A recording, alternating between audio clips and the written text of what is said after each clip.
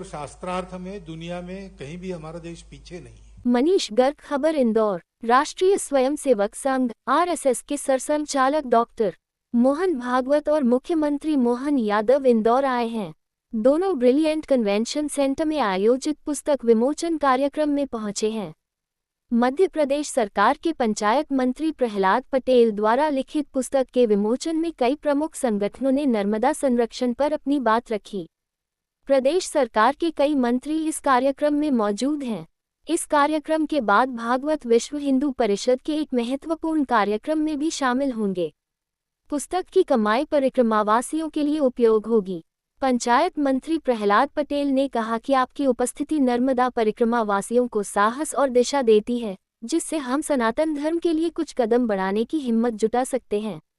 पटेल ने बताया कि उन्होंने अपनी पुस्तक को छपने से पहले मना कर दिया था, क्योंकि उनका मकसद नर्मदा को बेचना नहीं था। उन्होंने कहा कि पिछले 30 वर्षों में मुझे 2 मौके मिले। 2005 में जब मैंने फिर से यात्रा की और उसके बाद मैं केंद्र में संस्कृति मंत्री बना, तब मेरे मित्रों ने कहा कि इसे अब छपने दो। मेरे पास 72 घंटे की नर्मदा यात्रा और किनारे की वीडियो मौजूद थी। डिस्कवरी चैनल के लोगों ने भी मुझसे इसके बारे में पूछा, तब भी मैंने कहा कि मैं नर्मदा को बेचना नहीं चाहता। पटेल ने कहा कि नर्मदा हमारी माता है, नदियां हमारी विरासत है, ये हमारा जीवन है, हम संकल्प लेकर जाए। इस पुस्तक का विमोचन सिर्फ विमोचन नहीं है, इसकी एक एक पाई गौसेवा में लगेगी और परिक्रमावासी के लिए लगेगी। उन्होंने कहा कि हम लोग एक कंपनी है, जनरल मोटर्स उसका नाम है।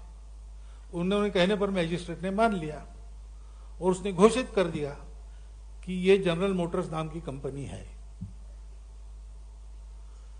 अब जनरल मोटर्स नाम की कंपनी ऐसा अस्तित्व है ही नहीं।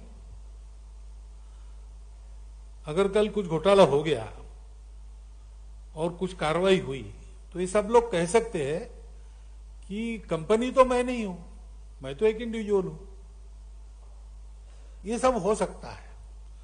वास्तव में जनरल मोटर्स नाम की कंपनी का अस्तित्व नहीं है। कुछ लोगों ने कह दिया, एक आदमी ने मान लिया, बस इतना ही है। लेकिन जनरल मोटर्स नाम की कंपनी साल में 1 लाख कारें तैयार करती है। जनरल मोटर्स नाम की कंपनी इतने लाख लोगों को रोजगार देती है। उसके नाम पर इतने करोड़ों रुपयों का व्यवहार चलते रहता है। ये सब क्या है? तो कहते हैं कि दुनिया विश्वास पर चलती है। कुछ लोगों ने कहा हम कंपनी है, एक ने मान लिया, उसने बता दिया ये कंपनी है, लोगों ने मान लिया और सब चल रहा है। लेकिन हमारे यहां जो श्रद्धा है वो ठोस श्रद्धा है। ऐसे केवल कहीं सुनी में से आई हुई काल्पनिक श्रद्धा नहीं है। प्रत्यक्ष प्रतीति के आधार पर बनी श्रद्धा है। और वो प्रत्यक्ष प्रतीति भी हमारे यहां जो कोई प्रयास करेगा वो ले सकेगा। वैज्ञानिक ऐसा हम सुनते हैं, वैज्ञानिक बुद्धि से चलो, वैज्ञानिक वृत्ति से चलो। वैज्ञानिक वृत्ति यानी क्या है? तो प्रत्यक्ष प्रमाण चाहिए। लेकिन आज वैज्ञानिक कहने वाले लोग भी प्रत्यक्ष प्रमाण उनके पास होगा ऐसा नहीं है। लेकिन हमारे भारत की जो श्रद्धा है, उस श्रद्धा के लिए प्रत्यक्ष प्रमाण है। प्रत्यक्ष प्रमाण को आपके साथ साझा करने वाले लोग हैं। और अगर आपको वो प्रमाण लेना है तो आप ले सकते हो। प्रयास आपको करना पड़ेगा, प्रयोग आपको करना पड़ेगा। और इसलिए श्रद्धा और विश्वास की भावनाओं को हमारे यहां एक साकार रूप दिया है। उनको भवानी और शंकर कहा है। भवानी शंकरो वंदे श्रद्धा विश्वास रूपणौ याभ्याम विना न पश्यन्ति सिद्धा स्वांतस्थम ईश्वरम। अपने अंदर है भगवान, अपने इतना निकट है, अपने ही अंदर है। लेकिन बड़े बड़े सिद्ध महात्मा भी बिना श्रद्धा और बिना विश्वास के उसका दर्शन नहीं कर सकते। और इसलिए श्रद्धा विश्वास यानी भवानी शंकर, ऐसा अपने यहां कहा गया है। ये श्रद्धा किस प्रतीति से आई होगी? वरना मनुष्य तो जो दिखता है उसी को मानता है, जो नहीं दिखता है वो होता ही नहीं है। ये मनुष्य स्वभाव है। विज्ञान भी यही कहता है कि जो नहीं दिखता है, 5 ज्ञानेंद्रिय है, उसके आधार पर जो नहीं हम समझ सकते, या उनको दूरबीन लगाकर या उनको माइक्रोस्कोप लगाकर हम नहीं समझ सकते, तो वो है नहीं। लेकिन हमारे यहां ऐसा नहीं है। हमारे यहां ये कहा गया कि इसके भी आगे है। अपने उपनिषद है, उपनिषद पुराने उपनिषद है, नए उपनिषद है, कालक्रम के अनुसार उनकी रचना करते हैं। और फिर देखते हैं तो ध्यान में आता है कि जो पुराने उपनिषद है वो सत्य को बाहर खोज रहे हैं। सत्य वायु में है क्या? सत्य अग्नि में है क्या? सत्य आकाश में है क्या? जैसे जैसे वो नए यानी प्राचीनता छोड़कर अर्वाचीन काल में आते हैं तो ये बाहर की खोज बंद हो गई, क्योंकि बाहर की खोज में मिला कुछ नहीं मिलता है। सत्य और सुख बाहर मिलता नहीं है। जो मिलता है वो तात्कालिक होता है, ज्यादा होने पर फीका हो जाता है। एक बार मिल गया तो बार बार चाहिए। वो हमारी सुख की तृष्णा को तृप्त नहीं कर सकता। और मनुष्य की खोज है नित्य निरंतर प्राप्त होने वाला, कभी फीका न पड़ने वाला सुख चाहिए। तो वो तो बाहर मिलता नहीं। रसगुल्ला खाएंगे, कितना खाएंगे? 1 खाएंगे, 2 खाएंगे, 5 खाएंगे, 10 खाएंगे। होड़ लगाकर 100 खाने वाले भी लोग हैं। लेकिन उनको भी एक क्षण आता है जब रसगुल्ला देखने के बाद उल्टी हो जाती है। तो रसगुल्ले में सुख नहीं खोजो, रसगुल्ले में सुख नहीं है। उसकी अति हो गई तो वो सुख दुख बन जाता है। पर्याप्त मिलने के बाद भी कल फिर से लगता है कि चाहिए। आज तृप्त हो गए, इतना तृप्त हो गए कि अब सामने आया तो उल्टी करेंगे, लेकिन एक रात गुजरने के बाद दूसरे दिन पूछे तो और 5 ले लेंगे। बाहर सुख नहीं मिलता है, सुख तो अपने अंदर है। ये जब पता चला तो हमारे पूर्वजों ने अंदर खोजना प्रारंभ किया। बाकी दुनिया रुक गई। उसने अंदर खोजने का कष्ट नहीं किया, हमने अंदर खोजा। और खोजते खोजते हमारे पूर्वजों को एक सत्य मिल गया। उस सत्य ने उनको यह बताया कि सब में वही सत्य है। सब है ही नहीं, सब ये भ्रम है, एक ये सत्य है।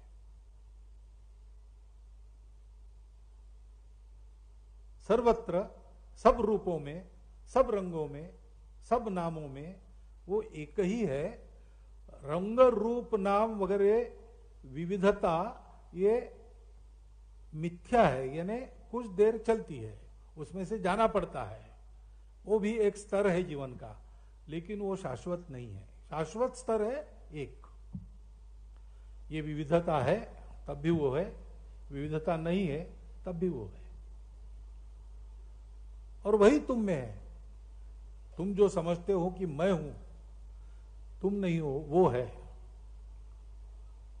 तुमने मान लिया कि मैं हूं, इसलिए जब तक तुम मानते हो तुम हो, तब और भी है। और मैं और बाकी, इस भ्रम में से तुमको जाना पड़ेगा, उसको पार करना पड़ेगा, तभी तुम समझोगे कि तुम नहीं हो, वही है। दुनिया में झगड़े होते हैं ना, भगवान एक है कि अनेक है। हमारे दार्शनिक कहते हैं एक अनेक के झगड़े में क्या पड़ते हो भाई, भगवान ही है, दूसरा कुछ है ही नहीं। तब सब झगड़े व्यर्थ हो जाते हैं। क्योंकि ये जब हमारे पूर्वजों को पता चला तो उनको पता चला कि सब अपना ही है, सब में मैं हूं और मेरे में सब है। इसलिए हमारा जीवन कैसा है, वो सबको अपना मानकर चलता है। अब अपनेपन से सबका व्यवहार होता है क्या? नहीं होता है। जब तक हम मैं और मेरे के भ्रम में हैं, तब तक फिर वो और उसका ये भी है, मैं और मेरा, वो और उसका, इसका झगड़ा कभी ना कभी होना अनिवार्य है। इसलिए दुनिया में संघर्ष चलते हैं। मैं हूं तो मैं बढ़ता हूं, दूसरे हैं उनकी परवाह नहीं करता हूं, क्योंकि मुझे ये बोध है, अभी मैं आपके सामने बोल रहा हूं, मुझे बोध है मैं बोल रहा हूं। आपको ये बोध नहीं हो रहा है कि मैं बोल रहा हूं, आपको बोध रहा है हम सुन रहे हैं, यानी मैं सुन रहा हूं। तो हमारे सबके बोध अलग अलग है, तो हमारे सबके स्वार्थ भी अलग अलग है। और मैं ये देखता हूं कि मुझे तो एक ही बोध है, मैं हूं, आप हो, कि मैं देख रहा हूं लेकिन मुझे बोध नहीं है। जैसे मैं जानता हूं मैं हूं, और इसलिए फिर आप है इसका विचार मैं नहीं करता। मैं हूं, मैं बना रहा हूं, मैं बढ़ू, मैं बना रहूं, उसमें आपका जो होना है वो मुझे परवाह नहीं, क्योंकि मैं हूं। सिर सलामत तो पगड़ी 50 कहते, यानी क्या? मैं हूं तब तक दुनिया है, मैं ही नहीं हूं तो फिर दुनिया की क्या परवाह कर रहा। इसके चलते फिर झगड़े होते हैं, इसके चलते सारी समस्याएं हैं। लेकिन हमारे पूर्वजों ने ये जाना कि ये मैं मेरा एक स्तर तक चलता है, उसके बाद ये नहीं है, और इसलिए इसमें से जाना पड़ता है। लेकिन जाते समय ये ध्यान में रहा कि एक नाटक है, कोई नाटक है, रोल दिया है, वो मुझे करना है। नाटक अच्छा होना चाहिए, मैं उसका एक पार्ट अगर हूं, उसमें मेरी भूमिका है, तो मेरा ही नाटक है, तो वो नाटक अच्छा होना चाहिए, मैं अपनी भूमिका बहुत अच्छी तरह करूंगा। लेकिन नाटक खत्म होने के बाद चेहरे का रंग पोंछकर जो मैं बाहर जाऊंगा, वो नाटक की भूमिका नहीं है, वो मैं हूं। तो इसमें से जाना है, जाना है, इसमें फंसना नहीं है, ऐसे जाना पड़ेगा। इसलिए उन्होंने हमारे लिए एक जीवन निर्धारित किया, कैसे जीना चाहिए।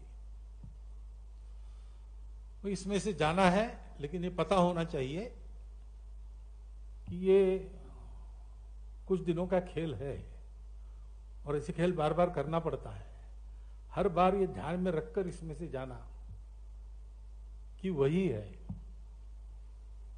इसके लिए साधना करो। और साधना के अनेक रास्ते हैं, साधना के अनेक मार्ग हैं,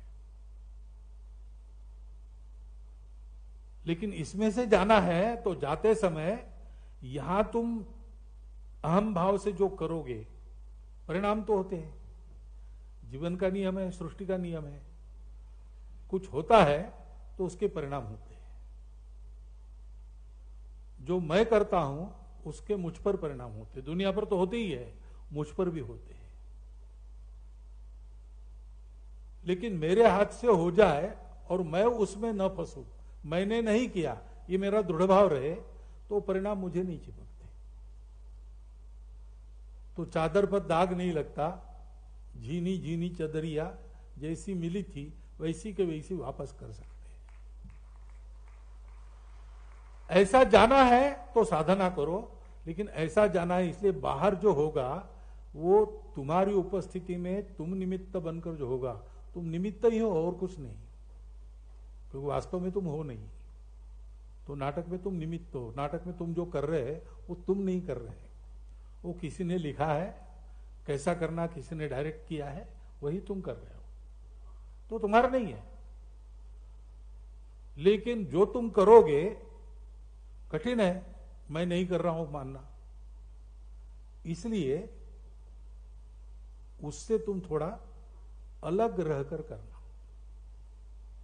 संग नहीं करना।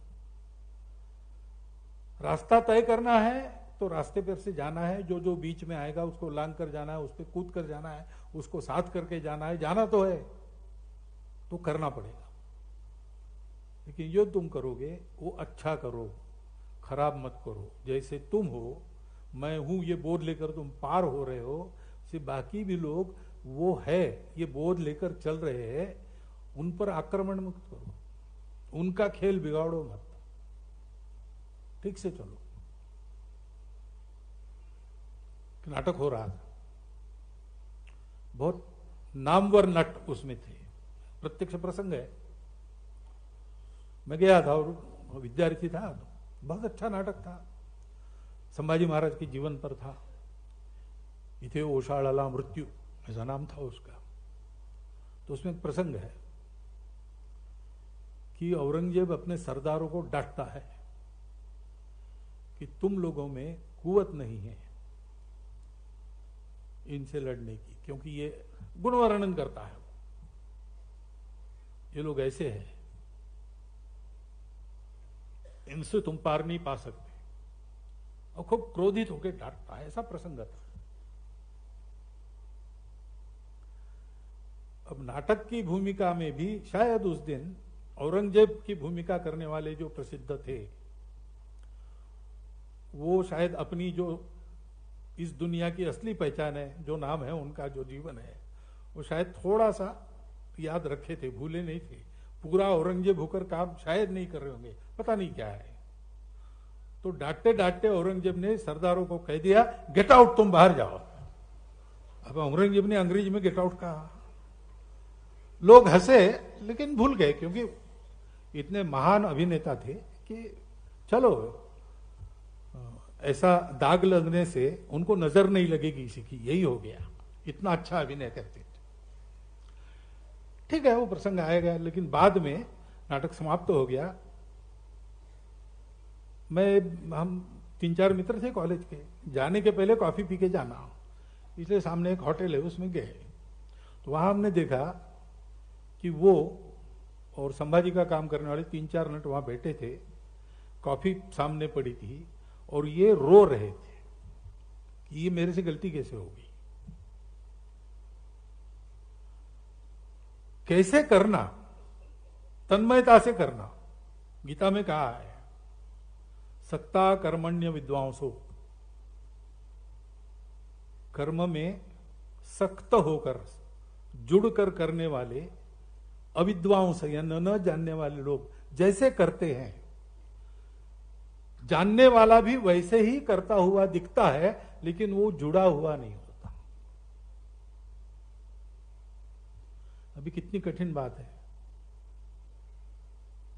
लेकिन ये सहज हमारे लिए करने का वातावरण हमको हमारे आध्यात्मिक महापुरुषों ने दिया। मैंने कहा ना, अनेक मार्ग होते साधना के, तो एक ज्ञानेश्वर महाराज ने वर्णन किया है कि एक रास्ता ऐसा होता है कि पंछी झाप एकदम उड़कर जो चाहिए उस पर झाप देकर उसको पकड़ के ले लेता है, एक झाप में काम हो जाता है। ऐसे कुछ लोग होते हैं, वो उस प्रकार सीधा वहीं जाते हैं। शंकराचार्य जैसे हो गए, बचपन में ही सारे मोह त्याग कर निकले, श्रेय को प्राप्त कर लिया। लेकिन कुछ लोगों का यह सामर्थ्य नहीं होता। तो बिल्कुल सामान्य व्यक्ति का मार्ग कैसे है, जैसे चींटी चलती है, छोटे छोटे कदमों से जाती है, उसी फल को खाने के लिए जाती है, जिसको पंछी एक झाप मारकर उसका रस चूस लेता है। ये चलकर जाती है, धीरे धीरे कब पहुंचती है पता नहीं, लेकिन पहुंचती है, और अपने छोटे से मुंह से जितना मुंह में आता है उतना रस चूसती रहती है। इसको पिपीली का मार्ग कहते हैं। सब प्रकार के लोग हैं दुनिया में, तो सबके लिए रास्ते हैं, और उन सब की मान्यता है। इसमें छोटा बड़ा नहीं है, इसमें छोटा बड़ा नहीं है। बस अपने रास्ते को पहचान पर उस पर आप कैसे लगे हो, इसी की बात रहती है। और इसलिए कभी कभी उत्तम रास्ते को मनोयोग से करने वालों को भी जो नहीं प्राप्त होता है, वो सामान्य लोगों को उनके ये चीटी वाले कदम से मिलता है। वो है ना, शेष महेश गुणेश दिनेश सुरेश उजाहु निरंतर ध्यावई, जाहि अनादि अनंत अखंड अछेद अभेद सुवेद बतावई, नारद से शुक व्यास रटे पछी हारी थके, पुनि पार न पावई, ताही अहीर की छोहरिया छछिया भरी छाछ पे नाच नचावई। वो हमारे पूर्वजों के उपकार है कि हम सबके लिए उन्होंने ये द्वार खोल दिया है। और इसलिए ये भाव बल अगर मन में है तो ये सुलभ है। ये सारा जो मैं क्या कह रहा हूं शायद मुझे भी समझ में आया कितना पता नहीं, प्रतीति तो बिल्कुल है नहीं, लेकिन ये समझ में न आने वाली बातें भी, नर्मदा किनारे पर जाकर बैठो जैसा स्वामी जी ने कहा, बस एकाग्र होके देखो, नर्मदा जी का दर्शन करो, तो इस नाटक वाली दुनिया से अलग होकर अपने असली स्व में आ जाते हो। क्षण भर क्यों न हो, ये प्रतीति हर बार आती है, लेकिन वो भक्ति चाहिए, वो भाव चाहिए। नर्मदा का पानी है ना हाइड्रोजन ऑक्साइड है, ऐसा जिनका पक्का मत है उनके लिए नहीं है, उनके लिए नहीं है, क्योंकि भाव ही परमेश्वर है, भाव ही सत्य है, बोध ही सत्य है। हम है या नहीं, क्या है, हमको लगता है मैं हूं इसलिए मैं हूं, वो विचार नहीं है, वो अंदर से स्फुरण है। सो जाते हैं, गहरी नींद सो जाते हैं, तब शरीर तो सोता ही है, मन भी बुद्धि भी सो गई है, सब स्वप्न भी नहीं आता, लेकिन जगने के बाद हम कहते हैं आज मस्त नींद आ गई। और किसको आ गई, तुम तो थे ही नहीं, तुम्हारा शरीर भी मर गया था, मन भी मर गया था, बुद्धि भी मर गई। तो जो गहरी नींद आई वो किसको आई, वो जो है वो बोध है, वही हमारा स्वरूप है। और अपने इस बोध का बोध कराने वाली नर्मदा मैया है।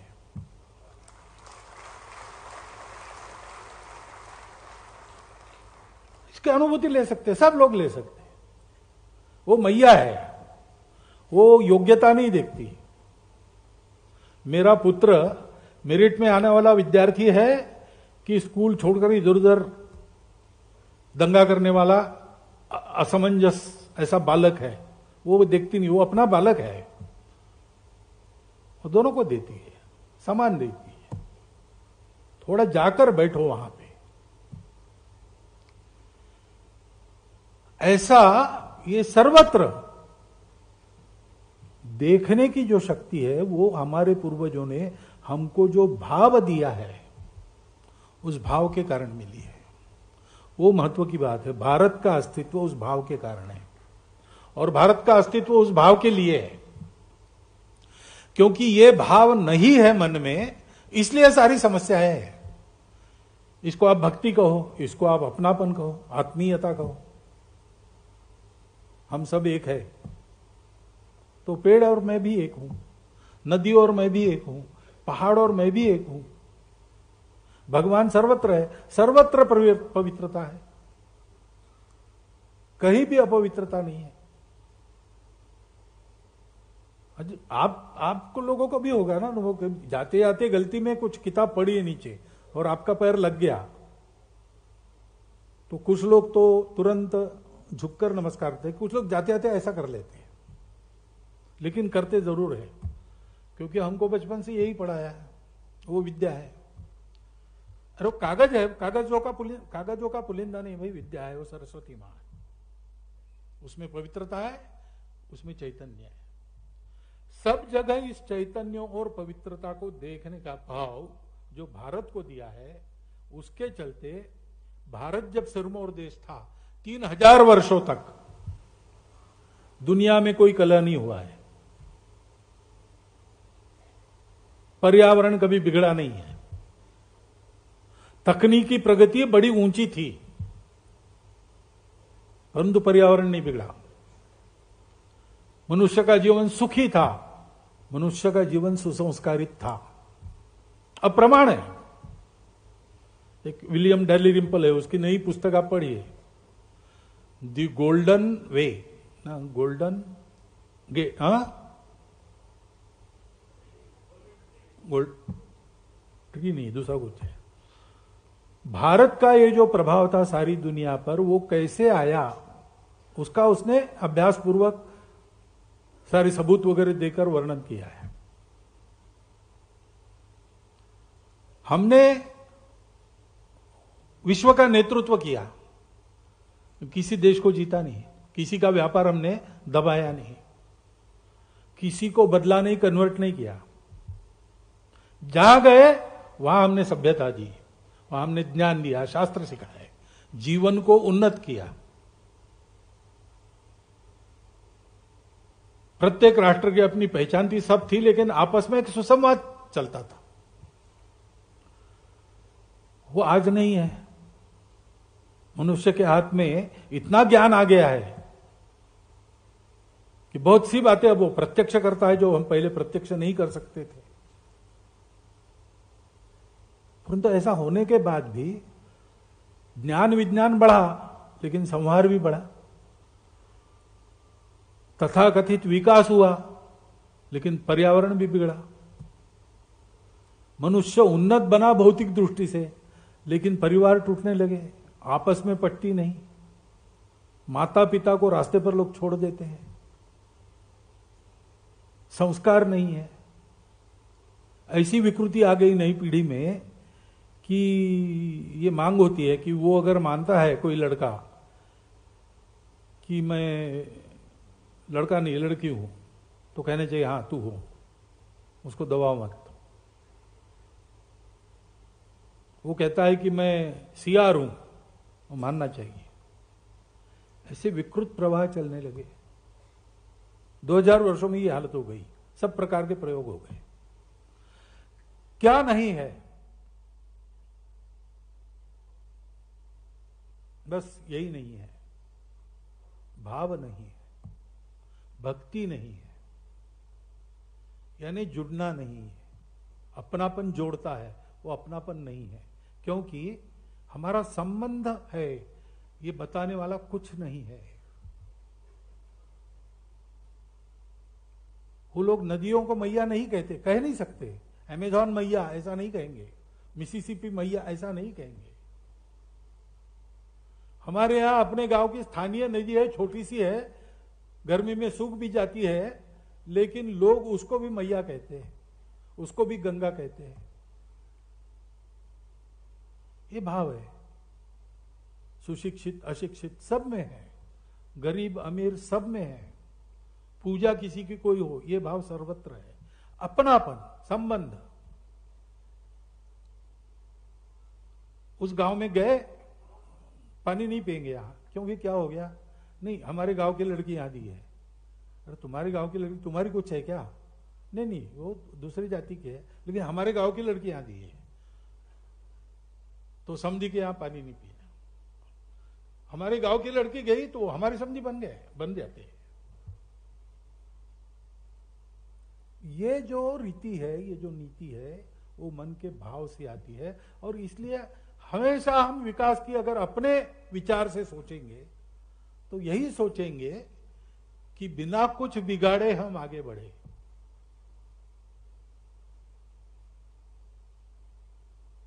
तथागत ने कहा है, सब पापस्य अकरणम कुशलस्य उपसंपदा सच्चित्त परियोदपनम एते बुद्धानुशासनम। यानी कोई पाप करो मत। पाप क्या है?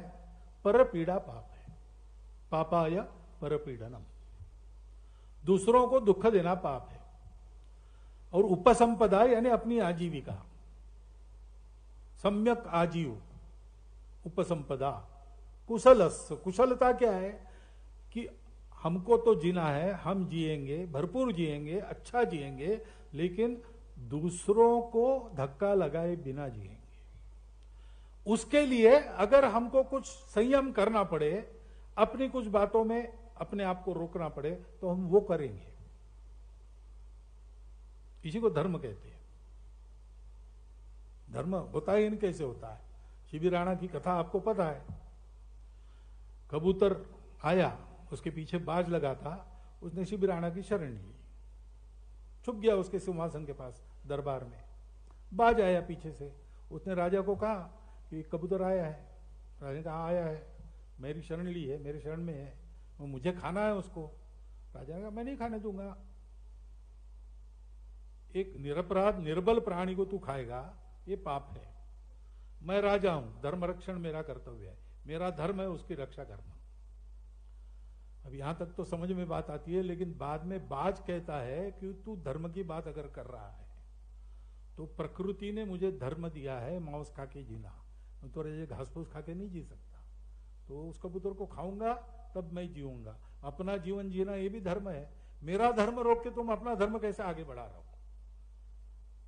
धर्म विरोधी नहीं होता कभी भी। धर्म किसी को दुख नहीं देता, आदि में मध्य में अंत में सर्वत्र सुखदायी होता है। तो तुम किस धर्म की दुहाई दे रहे हो? ये तो अधर्म होगा। अब शिबी राणा इस पर क्या कहता है? वो कहता है तुम्हारी बात ठीक है। देखो ये अपनापन क्या करता है। कबूतर भी अपना है, उसको खाने वाला बाज भी अपना है। कबूतर मरना नहीं चाहिए, बाज को भूखा नहीं भेजना है। दुनिया कहेगी ये बेकार की बात है, ये लॉजिक के विरुद्ध है। अरे भाई लॉजिक से थोड़ी दुनिया बनी है और लॉजिक से थोड़ी दुनिया चलती है।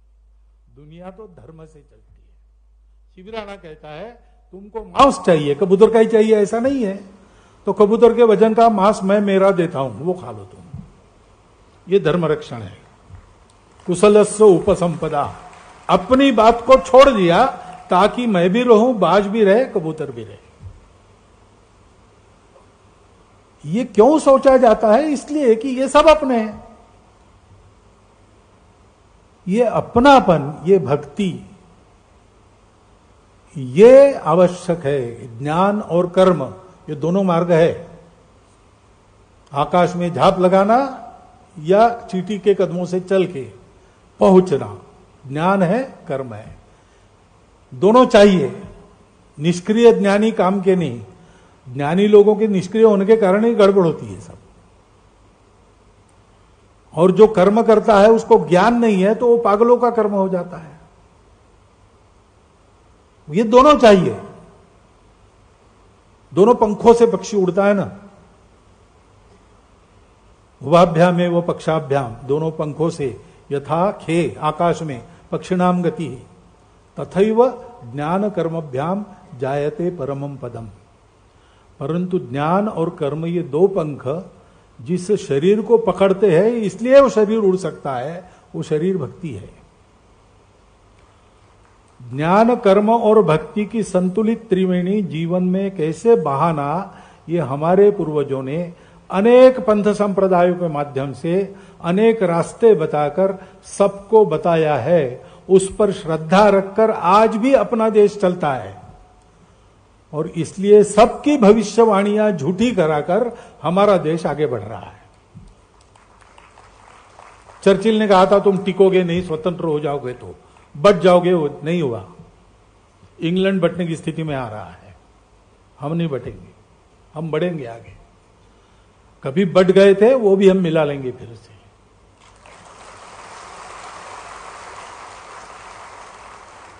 क्योंकि ये जीवन विद्या हमारे पास है और जीवन विद्या हमारे पूर्वजों ने दी। वो जीवन विद्या नित्य हमको सिखाने वाले हमारे साथ है। व्यक्ति भी है, तपस्वी महात्मा भी है, हमारी प्रकृति है, हमारे पहाड़ है, हमारी नदियां है, हमारे पत्थर है, हमारे पेड़ है, हमारे पशु पक्षी है। किसकी पूजा नहीं करते इसमें से? हम इन सब की पूजा करते हैं। इन सबके लिए पूजा का दिन है हमारे यहां,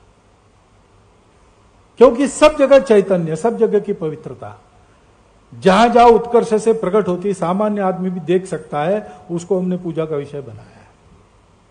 जो जीवन को मदद करने वाला है उसको हमने पूजा का विषय बनाया। जिससे हमारा पोषण है उसको हमने मां कहा है। गौ माता, तुलसी माता, गंगा माता, ये सब मां, क्योंकि वो हमारा पोषण है, उससे हम बड़े हुए हैं।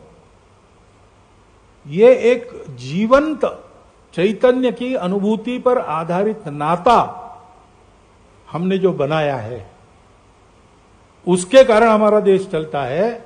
आज की दुनिया इस नाते को तरस रही है, उनको ये मालूम नहीं है। समस्या मालूम है, उपाय भी मालूम है, लेकिन किए नहीं जाते, क्योंकि पता नहीं, ये संबंध पता नहीं। 300 साढ़े 3 वर्षों से उनको ये बताया जा रहा है कि संबंध है नहीं, सब अलग अलग है, बेकार की बात है, जो बलवान है वही जिएगा, इसलिए बलि बनो। किसी के पेट पर पैर देकर बनते हो कोई बात नहीं, किसी का गला काट के बनते हो कोई बात नहीं। गला काटने का काम, जेब काटने का काम केवल दर्जी करते थे पहले, अब सारी दुनिया कर रही।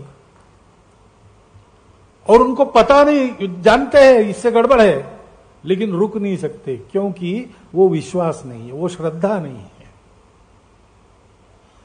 इस श्रद्धा विश्वास के संबल पर खड़ा होकर अपने देश को बड़ा करना और संपूर्ण विश्व को ये श्रद्धा विश्वास देने वाला धर्म देना, ये कर्तव्य हमारे सामने है। इस कर्तव्य के लिए हमारी तैयारी कैसे होगी? ज्ञान विज्ञान से तो होगी, परंतु हमको फिर से इस भाव में अपने आप को स्थिर करना है। और जो पुस्तक है, पुस्तक आराम से पढ़ना, क्योंकि बहुत जटिल है, समझ में आने के लिए समय लगना ही है। वो ज्ञान बड़ा जटिल है, वो प्रतीति है तो तुरंत समझ में आता है, नहीं तो समझना पड़ता है। बुद्धिगम्य पूरा का पूरा नहीं होता है, श्रद्धा रखकर ही पढ़ना है, आता है समझ में बाद में। परंतु वो पुस्तक का विषय ही यही है। परिक्रमा में जो कुछ प्रहलाद जी को बोध मिला होगा, उस बोध को सरसरी मैंने जो पढ़ा है, पूरे पुस्तक को सरसरी देख लिया मैंने, उसमें तो यही है कि मैं और मेरा छोड़ो, अंतःकरण पवित्र करो, उसमें स्वार्थ बिल्कुल मत रखो, कर्तव्य कर्म करते चलो, सबको अपना मानकर चलते जाओ, सब होता है। ये संदेश देने वाला वो पुस्तक है, और इसलिए परिक्रमा पुस्तक का विमोचन करना है, ऐसा उन्होंने कहा। मैंने कहा ठीक है, मैं आता हूं। मैं यहां नहीं था, नागपुर से आया और वापस नागपुर जाऊंगा, लेकिन पुस्तक इतनी महत्वपूर्ण है इसलिए मैंने इसके लिए आना स्वीकार किया। बाकी परिक्रमा तो उन्होंने की है, प्रतीति तो उन लोगों को है। मुझे एक कुर्सी पर बिठाया है संघ ने, इसके लिए आजकल मुझे बुलाते हैं, लेकिन संघ में भी प्रतीति मिलती है कुछ बातों की, संघ का काम ऐसा है। उसके बल पर मुझे जितना समझ में आया मैंने आपके सामने चिंतन के लिए रख दिया है। इसमें जो गलतियां हैं वो मेरी है, जो सही है वो अपनी परंपरा का करोड़ों वर्षों से चलता आया हुआ है, उस पर चलना है, इतना ध्यान में रखिएगा। ये एक अनुरोध करता हूं और मेरा यह भाषण समाप्त करता हूं। धन्यवाद।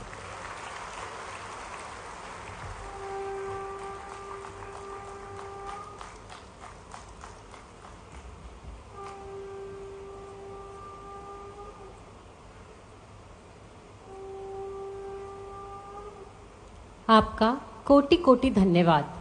आपके विचार हमें राष्ट्र के प्रति अपने कर्तव्यों का स्मरण कराते हैं और सही मार्ग पर चलने की प्रेरणा देते हैं। अब आभार प्रदर्शन के लिए आमंत्रित करती हूं पथिक प्रहलाद सिंह पटेल जी को।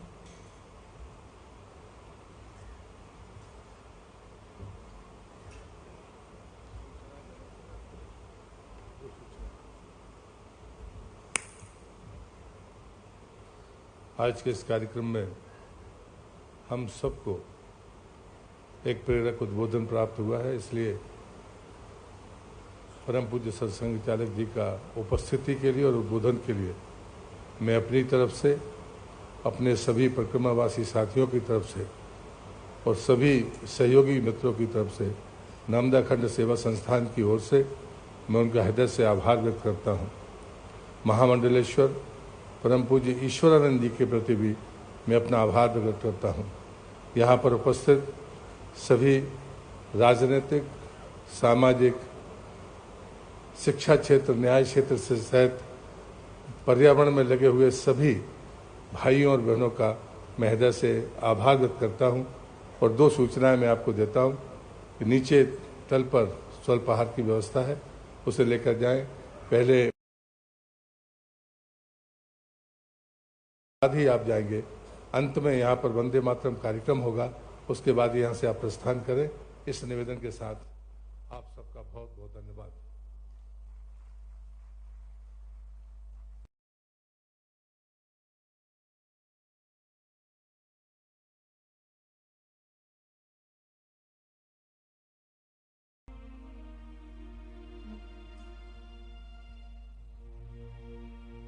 वन्दे मातरम्, वन्दे मातरम्, सुजना सुफला मलयज शीतला शस्य श्यामलां मातरम् वन्दे मातरम्। शुभ्रज्योत्स्ना पुलकितयामिनीं फुल्लकुसुमित द्रुमदलशोभिनीं सुहासिनीं सुमधुरभाषिणीं सुखदां वरदां मातरं वन्दे मातरं वन्दे